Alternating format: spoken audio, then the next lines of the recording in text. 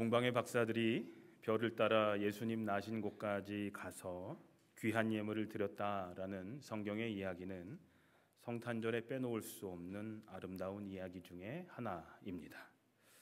또한 동방 박사들이 낙타를 타고 별을 따라가는 그림, 동방 박사들이 아기 예수님께 경배하며 예물을 드리는 그림 한번 보실까요?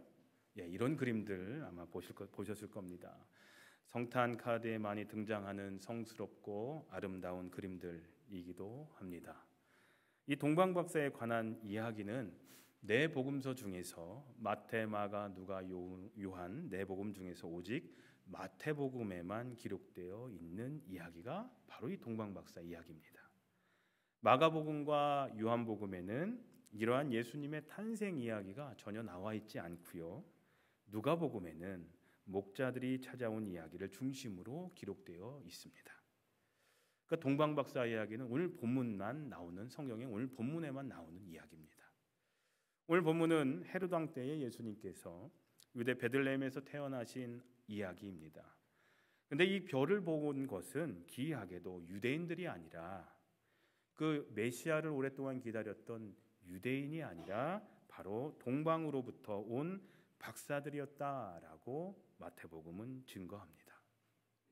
그들이 예루살렘에 와서 헤롯 왕을 찾았고 그 앞에서 묻습니다.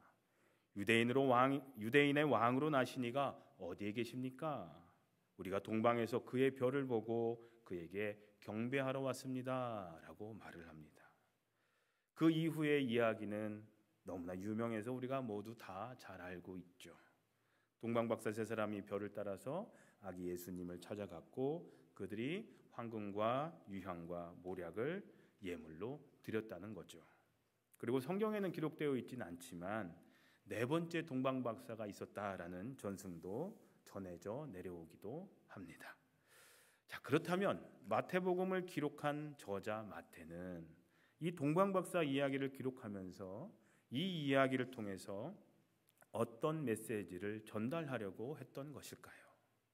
왜 다른 사람들이 아니라 동방 박사들이 중심이 되어서 예수님의 탄생을 설명했을까요? 예수님 탄생 이야기의 주인공을 왜 동방 박사로 했을까요? 이 시간 동방 박사 이야기의 메시지를 몇 가지 살펴보면서 은혜를 나누고자 합니다. 첫째로 마태는 이 이야기를 통해서 우리에게 오신 예수님이 메시아이심을 깨닫고 그를 경배하는 것이 참 지혜임을 가르쳐주고 있습니다. 동방, 그러니까 유대 땅을 중심으로 해서 동쪽에 있는 나라를 말합니다. 이 나라다 저 나라다 얘기하는 경우도 있지만 확실히 알 수는 없습니다. 어떤 사람들은 성경에 동방, 동쪽에 있으니까 그 말만 나오면 무조건 한국을 나타낸다라고 주장을 하기도 하지만 그건 다 엉터리들입니다. 유튜브에 보면 그런 얘기들이 있을 거예요. 아마 동방 박사들이 우리 한반도에서부터 왔다 이런 얘기 있을 텐데 다 엉터리들입니다. 성경에 나오는 동방을 한국으로 해석하면 기분은 좋을지 모르겠지만 그것은 전혀 가능한 이야기는 아닙니다. 한글 성경에서는 동방에서 온 그들을 박사라고 번역을 했습니다. 박사. 우리가 생각하는 박사하면 동방 박사하면은 우리가 생각하는 박사학위 가지고 있는 그런 어떤 똑똑하신 그런 분들, 어떤 어느 분야야 최고의 어떤 지식을 가지고 있는 분들 그렇게 생각하실 수 있겠지만 이 박사라고 번역된 이 표현은 정확한 표현은 아닙니다. 영어 성경에는 뭐라고 표현되는지 아세요? 와이즈맨이라고 되어 있습니다. 또는 메이자이, 마지라는 단어로도 쓰여져 있는데 신약 성경의 원어인 헬라어로는 마고이라고 쓰여져 있습니다. 이게 다 뭘 얘기를 하냐면 이 와이즈맨, 메이자이, 마지, 마고이 이 이야기가 다 뭘 가리키는 얘기냐면 이 동방 박사를 가리키는 말인데 어떤 뜻을 품고 있냐면 지혜로운 자, 현명한 자라는 뜻을 품고 있습니다. 오늘날 우리가 생각하는 그 박사하고는 조금 다른 현명하고 지혜로운 자를 나타낼 때 썼던 말이 바로 이 말입니다. 그리고 이 용어는 다니엘 있죠. 구약 성경에 다니엘을 지칭할 때 썼던 말이기도 합니다. 다니엘이 왕궁에서 높은 지위에 있었잖아요. 바로 이런 지혜자, 마고이의 역할을 했다라는 거예요. 왕에게 조언도 하고 이런저런 정책도 수립했던 그런 일들을 했다라는 거죠. 그들이 실제로 자기 나라에서 마고이라고 지혜자라고 불렸던 자들이라는 공식적인 증거는 없습니다. 하지만 확실한 것은 마태복음을 기록한 마태가 그들을 그렇게 불렀다라는 겁니다. 지혜로운 자라고 불렀다라는 겁니다. 마태가 그들을 마고이 지혜로운 자라고 불렀던 것은 매우 중요한 의미가 있습니다. 마태는 동방박사 이야기를 통해서 예수님이 그리스도이심을 깨닫고 경배하러 왔던 그들이 바로 참 지혜로운 자라는 것을 강조하면서 전하려고 했기 때문입니다. 아기 예수님이 메시아이심을 알았던 저들이 정말로 지혜로운 자들이었다라는 것을 말하고 싶었던 겁니다. 마태복음은 유대인들을 대상으로 기록된 복음서입니다. 마태가 전하는 이야기를 듣는 유대인들은 참 지혜는 여호와를 경외하는 것이고 참 지혜자는 여호와를 경외할 줄 아는 사람이라는 것을 율법을 통해서 잘 알고 있었습니다. 잠언 9장 10절에 보면 여호와를 경외하는 것이 지혜의 근본이요 거룩하신 자를 아는 것이 명철이니라 라는 말씀이 있습니다. 그런데 동방에서 온 이 사람들은 아기 예수가 메시아임을 믿고 누구보다 먼저 경배를 드렸습니다.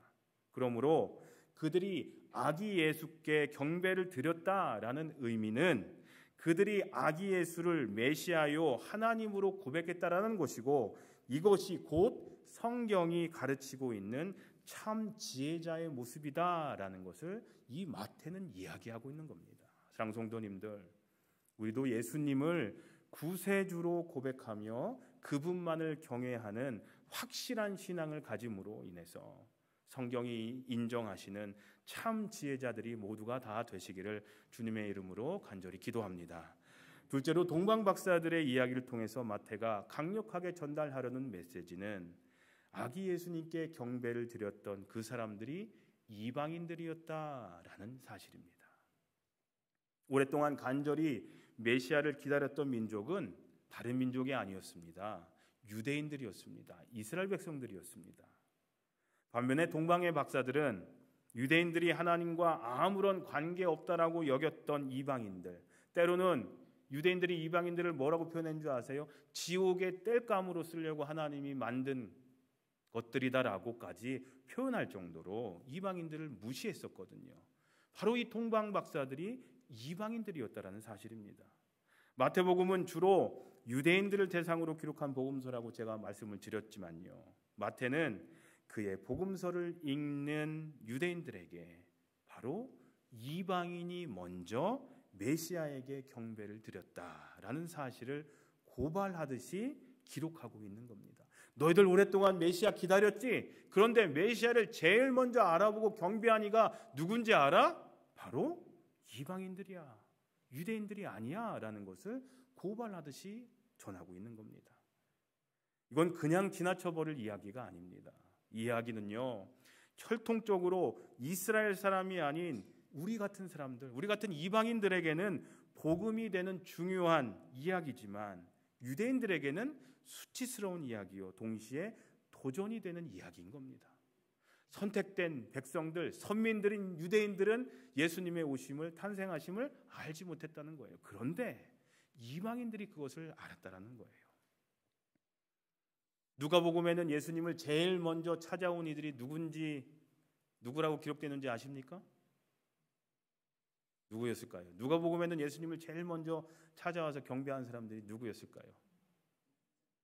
동방박사는 마태복음에만 나온다고 말씀드렸잖아요.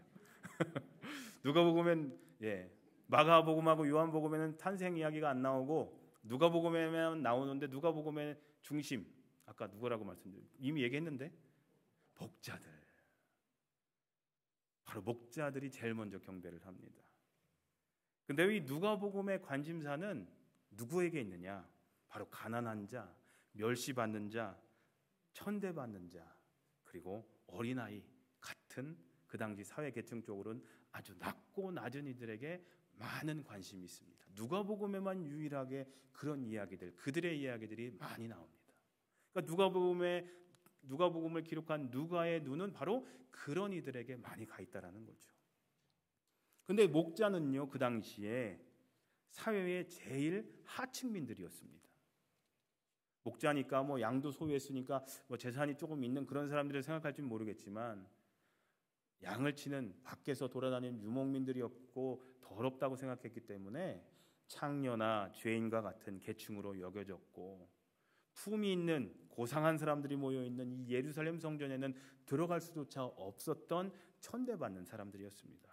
바로 그런 낮은 이들이 제일 먼저 메시아를 찾아가 천사의 말을 전하면서 찬송하고 경배드렸다라는 것을 누가는 말하고 있는 겁니다.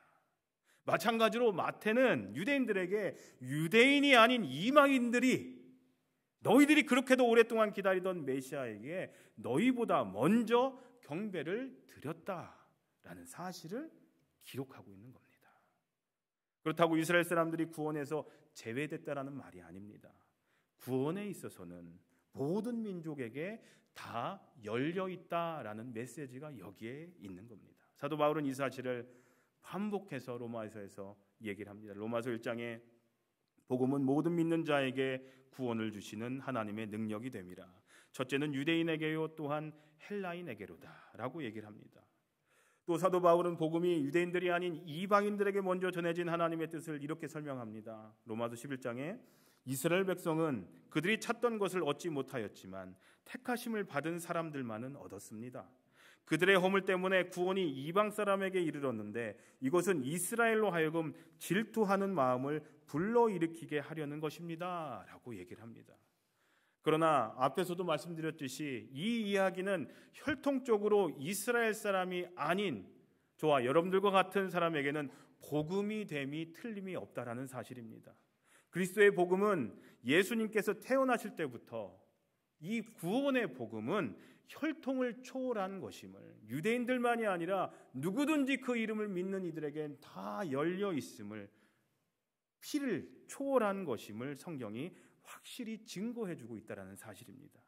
바로 사도 바울은 로마서에서 이 사실을 이렇게 얘기합니다. 로마서 10장에 사람은 마음으로 믿어서 의에 이르고 입으로 고백해서 구원에 이릅니다.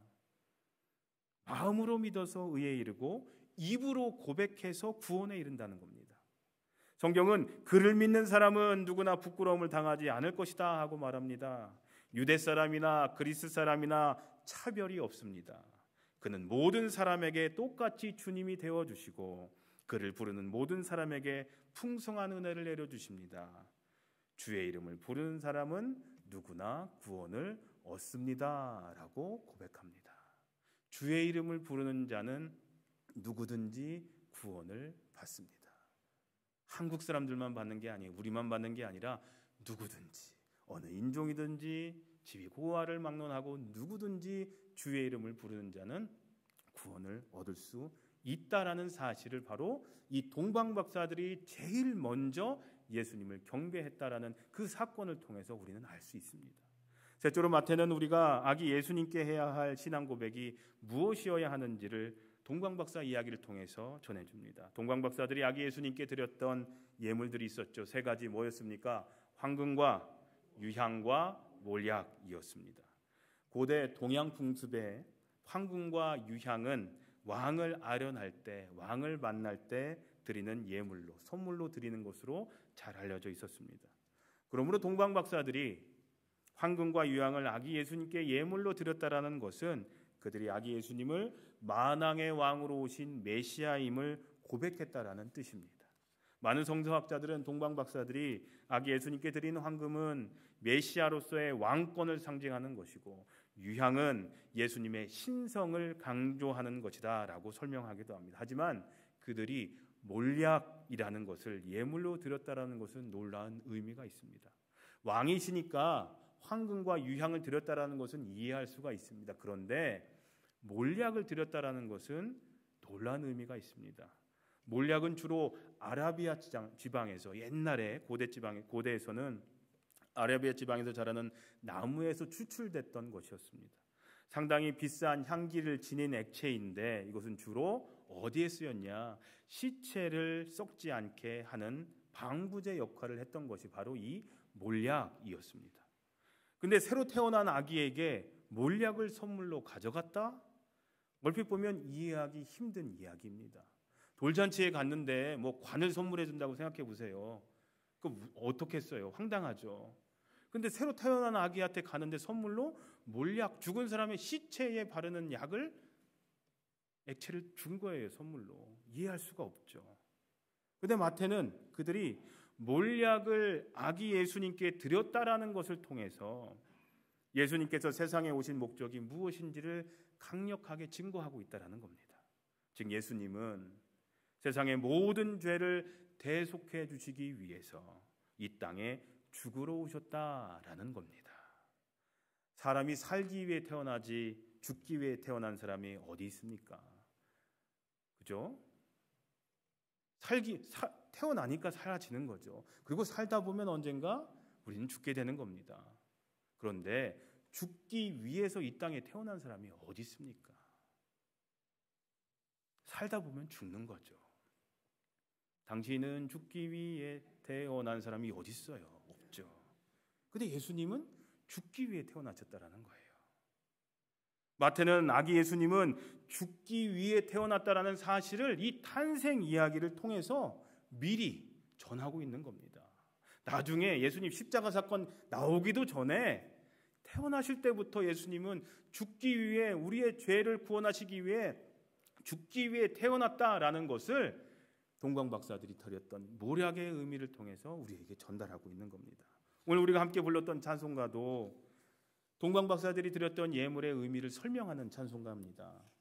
동방에서 박사들 귀한 예물 가지고 산을 넘고 물을 건너 별 따라 왔도다. 베들레헴 임금께 나는 황금 드리네. 영원토록 모든 백성 다스려 주소서. 거룩하신 구주께 나는 유황 드리네. 만국 백성 찬송 드려 만유주 섬기세. 4절에요. 주의 죽을 몸 위에 나는 모략 드리네. 세상 모든 죄인 위에 십자가 지셨네 라고 고백합니다. 결국 동방 박사들이 드렸던 선물의 의미는 아기 예수님이 만왕의 왕으로, 왕 중의 왕으로 오신 메시아시고 우리를 위해 세상에 오신, 죽기 위해 이 땅에 오신 고난받는 메시아이심을 고백했던 겁니다. 그들이 알고 했든 모르고 했든 어쨌든 그들은 그런 고백을 했던 겁니다. 사랑하는 성도님들, 이 고백이 우리 주님이 바로 우리의 구원자가 되시고 우리의 왕이 되시고 왕 중의 왕이 되시고 만왕의 왕으로 오신 구주이심을 고백하는 이 고백이 저와 여러분들의 고백이 되시기를 주님의 이름으로 기도합니다. 첫째로 마태는 이 이야기를 통해서 우리에게 오신 예수님이 메시아이심을 깨닫고 그를 경배하는 것이 참 지혜자이다, 참 지혜다라는 것을 가르친다고 말씀드렸습니다. 둘째로 아기 예수님께 경배를 드렸던 사람들이 이방인이었다라는 사실을 통해서 구원은 모든 민족에게, 모든 인종에게, 모든 사람들에게 구원은 열려 있다라는 메시지를 전한다라고 말씀드렸습니다. 셋째로 마태는 우리가 아기 예수님께 해야 할 이 신앙 고백이 무엇이어야 하는지를 동방 박사들의 이야기를 통해서 전해줬다고 말씀드렸습니다. 마지막으로 마태는 동방 박사의 이야기를 통해서 우리가 아기 예수님을 어떤 자세로 맞이해야 하는지에 대해서 가르쳐 줍니다. 동방 박사들의 모습을 보면 두 가지를 바라볼 수가 있습니다. 첫째는 겸손이요, 둘째는 헌신입니다. 겸손의 자세를 볼 수가 있습니다. 아기 예수님께 경배를 드리는 동방 박사들의 모습이 그렇게 아름답고 숭고하게 보이는 이유는 저들이 보여주고 있는 겸손 때문이었습니다. 동방에서 온 박사들이라고 한다면 학문도 높은 사람들이었을 겁니다. 나이도 어느 정도 먹었을 겁니다. 그러니까 지혜자가 될 수 있었겠죠. 인생에 경륜이 쌓였기 때문에 지혜로운 사람이었겠죠. 나이도 어느 정도 먹었을 겁니다. 많은 사람들로부터 존경도 받았던 사람들이었을 겁니다. 명성이 있던 사람들이었을 겁니다. 그런데 그들이 구유에 누워있는, 초라하게 말밥통에 누워있는 갓난아기에게 엎드려 경배를 드립니다. 동방 박사들의 이러한 모습은 우리가 하나님 앞에서 마땅히 가져야 하는 겸손의 자세를 보여줍니다. 우리가 아무리 많이 배웠어도, 우리가 아무리 많이 가졌어도, 아무리 세상에 권력이 많더라도 우리는 예수님 앞에서 겸손하고 더 겸손해져야 합니다. 한없이 낮아지고 더 낮아져야 합니다. 교회 안에서도 마찬가지입니다. 더 겸손해져야 되고 우리는 더 낮아지고 낮아져야 합니다. 이것이 동방박사들의 모습을 통해서 우리가 배울 수 있는 것입니다. 두 번째로는 헌신의 모습입니다. 동방박사들은 아기 예수님께 귀한 예물을 드립니다. 황금과 유향과 몰약. 그 당시 보통 사람들이 준비하기에는 어려운 것들이었습니다. 그리고 그 당시 교통이 발달되지 않았던 시대에 멀리 동쪽에서부터 베들레헴까지 간다는 것은 그리 쉽지 않았을 겁니다. 산도 넘고 물도 건너야 하고 사막을 지나기도 해야 했을 겁니다. 도적들의 위험도 있었을 겁니다. 무엇보다 자기들이 하고 있던 일들을 다 내려놓고 멀리 떠난다는 것은 웬만한 확신이 없고서는 절대 쉽지 않았을 일이었습니다. 그러나 그들은 그들의 삶을 내려놓습니다. 그리고 경배의 길을 떠났던 겁니다. 그들의 희생과 헌신이 없었다면 불가능한 일이었습니다. 내려놓을 것들은 내려놓는 그들의 겸손과 헌신의 모습들은 오늘날 우리에게, 특별히 예수님을 따르는 삶을 살고자 하는 제자의 길을 걷고 있는 저와 여러분들에게 어떤 모습으로 주님을 섬겨야 하는지를 가르쳐주고 있다라고 저는 생각합니다. 사랑하는 성도님들, 주님의 오심을 기다리는 대강절 네 번째 주일을 보내면서 우리 초가 4개가 켜졌죠. 다음 주일이면 가운데에 있는 초 이름을 크라이스트 캔들이라고 하는데 저 초까지 켜지면서 예수님 오심을 우리 기뻐할 텐데, 네 번째 주일을, 대강절 네 번째 주일을 보내면서 동방박사 이야기를 살펴봤습니다. 우리에게 오신 예수님이 구세주가 되시고 메시아가 되심을 깨닫고 그분을 경배하는 것이 참 지혜임을 기억하시길 바랍니다. 이방인이었던 동방박사들이 제일 먼저 아기 예수님께 경배를 드렸다는 사실을 통해서 하나님의 구원은 인종과 민족과 계급과 지위, 고하를 막론하고 누구에게나 열려 있다라는 사실을 기억하시길 바랍니다. 우리 교단의 표어가 열린 가슴, 열린 마음, 열린 문입니다. 모두에게 열려있는 교회, 모두에게 열려있는 우리가 되어야 할 줄로 믿습니다. 동방박사들이 드렸던 선물의 의미를 기억하면서 아기 예수님이 만왕의 왕으로 오신 메시아시고 우리를 위해 세상에 오신 고난받는 메시아이심을 기억하시길 바랍니다. 그리고 마지막으로 동방박사들이 보여줬던 겸손한 모습, 헌신의 모습으로 이 땅에 오실 아기 예수님을 이제 간절히 기다리시는 마지막 대강절 네 번째 주일이 되시기를 간절히 소망합니다. 사랑하는 성도님들, 아기 예수님께 경배를 드렸던 이런 동방박사들의 모습이 바로 저와 여러분들의 모습이 되기를 간절히 기도합니다. 그래서 우리들의 삶이 하나님께 인정과 칭찬을 받으며 많은 사람들에게 동방박사들과 같이 아름답게 기억되는, 이들의 겸손과 헌신을 통해서 2000년이 지난 지금도 우리가 이 사람들을 기억하는 것처럼 우리도 주님을 섬기며 우리에게 맡겨주신 제자의 길을 걸어가며 겸손과 헌신의 모습을 통해서 우리 역시 이 세상을 비록 떠난다 할지라도 우리의 후대들이 우리를 기억할 수 있도록 그런 복된 삶이 되시기를 우리들의 찬양과 경배를 받으시기에 합당하신 예수님의 이름으로 간절히 소원하며 기도합니다. 기도하겠습니다. 하나님, 동방박사들처럼 아기 예수님을 메시아로 고백하는 것이 참 지혜로운 사람임을 기억하게 하시고 하나님의 구원은 모두에게 열려 있음을 기억하게 해 주시옵소서. 주님의 오심을 기다립니다. 간절히 기다립니다. 주님을 향해 겸손하고 헌신된 모습으로 기다리겠습니다. 아멘. 주 예수여 오시옵소서. 예수님의 이름으로 기도합니다. 아멘. 이 시간 하나님께 봉헌하는 시간 갖도록 하겠습니다.